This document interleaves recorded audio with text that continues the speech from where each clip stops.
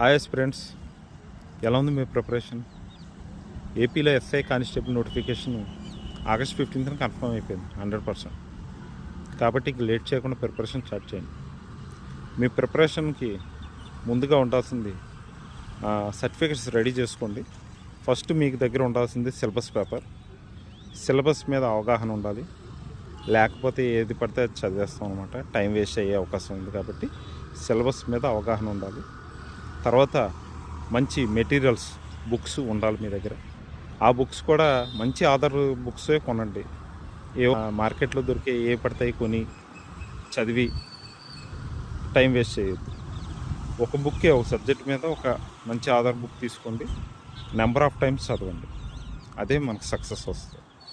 అలాగే మోక్ టెస్టులు ప్రాక్టీస్ చేయండి.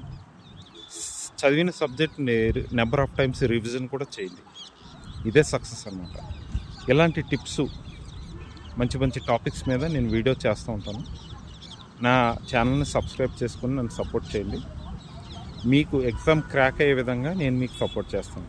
ఎవరైతే బిగినర్స్ ఉన్నారో, రన్నింగ్ మీద అవగాహన లేదో, వాళ్ళు రోజు రెగ్యులర్గా ప్రజెంట్ 1 వీక్ వరకు, 1 వీక్ నుంచి 10 days వరకు 20 minutes కంటిన్యూషన్ రన్నింగ్ ప్రాక్టీస్ చేయండి.